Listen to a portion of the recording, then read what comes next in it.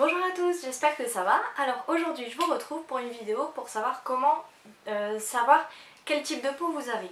Alors la plupart des gens hésitent, savent pas trop entre la peau grasse, la peau mixte, la peau sèche, la peau déshydratée. Donc je vais vous expliquer un petit peu tout ça, c'est parti, on y va. Alors déjà pour commencer, la peau sèche c'est quoi? Donc c'est une peau qui a des squames. Alors c'est tout bête, c'est comme une peau qui vient du soleil, c'est la peau qui pèle. Donc vous voyez ça en général au niveau des joues, au niveau du front. C'est voilà, des petits morceaux de peau blanche qui s'enlèvent. Alors c'est dû à un manque de gras, donc ce qu'il va falloir faire pour améliorer tout ça et normaliser un petit peu la peau, il va falloir donc la nourrir plus que l'hydrater. Donc dans les produits il va falloir chercher tout ce qu'il y a avec des huiles, des beurres, des baumes, enfin vraiment des textures épaisses et grasses pour pouvoir combler le manque de gras.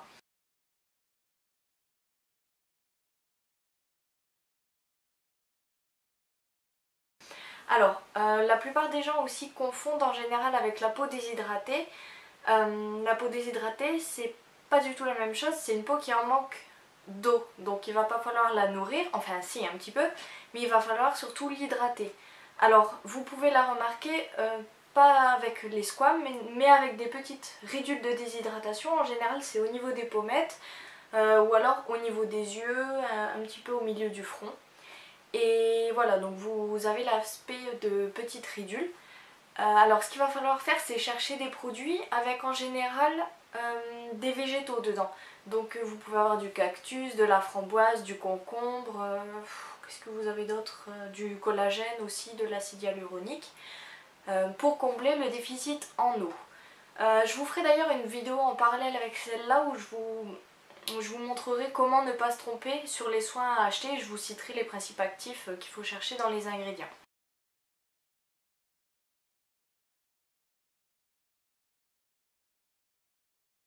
Alors ensuite, la peau sensible.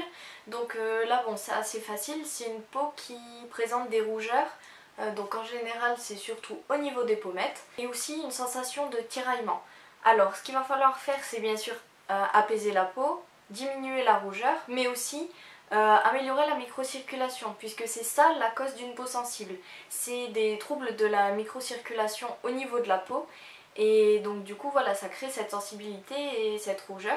Alors il va falloir apaiser, diminuer la rougeur, mais aussi voilà, vérifier des principes actifs qui vont améliorer la microcirculation.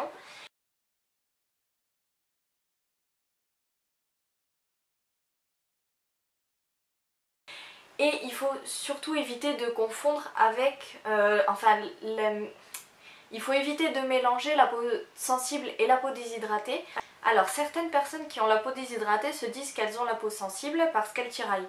Mais en fait non, la peau sensible elle va tirailler tout le temps, mais la peau déshydratée elle va tirailler seulement après le nettoyage et le démaquillage. Donc ne vous ruez pas tout de suite sur les produits sensibles, anti-rougeur, machin. Ça sert à rien, ce qu'il faut c'est bien l'hydrater pour rééquilibrer. Alors ensuite la peau grasse, bon ben ça c'est assez facile, hein. Vous la repérez puisque vous avez des brillances au niveau de tout le visage, les pores dilatés et en général les points noirs. Donc les peaux acnéiques en général elles ont en plus des boutons, c'est un peu le même principe que la peau grasse. Donc la plupart des gens vont vouloir absolument à tout prix matifier, diminuer l'excès de sébum, les brillances et tout ça. Alors oui certes, mais il faut surtout pas oublier de l'hydrater non plus parce que sinon ça va faire pire que mieux.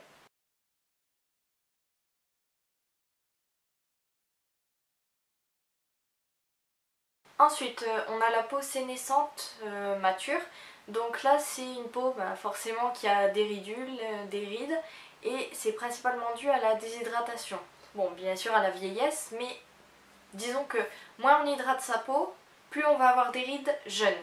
Donc il faut commencer tout de suite, je dirais à peu près à partir de 25-30 ans, il faut vraiment commencer à utiliser des bons produits hydratants pour éviter d'avoir des rides assez tôt. Surtout au niveau des rides d'expression, elles marquent très très vite. Moi je sais que je commence à en avoir un petit peu sur le front. Et oui, je sais, je suis jeune, mais bon, voilà. Il faut s'hydrater les filles, surtout, n'oubliez pas. Et donc, pour la peau sénescente, il va falloir hydrater, raffermir, lisser, mais aussi protéger des UV, puisque ça c'est vraiment une catastrophe pour pour la peau, ça la dessèche complètement et vous avez les rides 10 fois plus marquées, voilà, si vous vous exposez au soleil.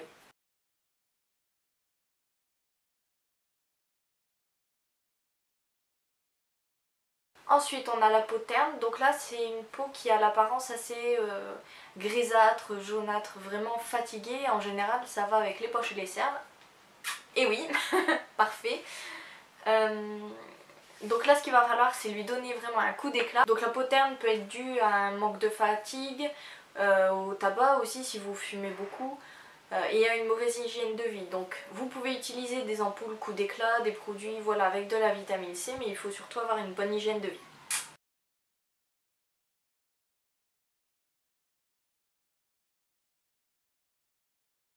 Et ensuite, pour terminer, on a la peau mixte. Donc là c'est une peau qui est grasse au niveau de la zone T et sèche ou déshydratée au niveau des joues et du cou.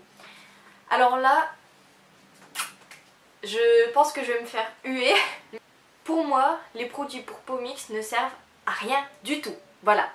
Je vois pas pourquoi, enfin, je vois pas comment on peut nourrir et hydrater une peau sèche et en même temps absorber l'excès de sébum, matifier, enfin voilà, je vois pas pourquoi, je vois pas comment une crème peut faire les deux en même temps, c'est pas possible pour moi.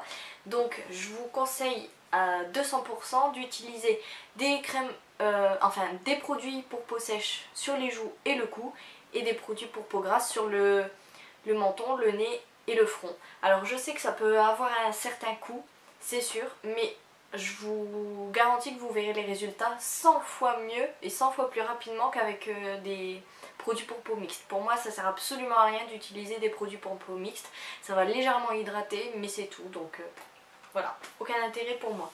Donc voilà, j'espère que cette vidéo vous aura plu, c'est déjà terminé. N'hésitez pas à me dire en commentaire si mes conseils vous auront aidé et je vous retrouve très prochainement pour une autre vidéo. Bye bye, je vous fais des gros bisous.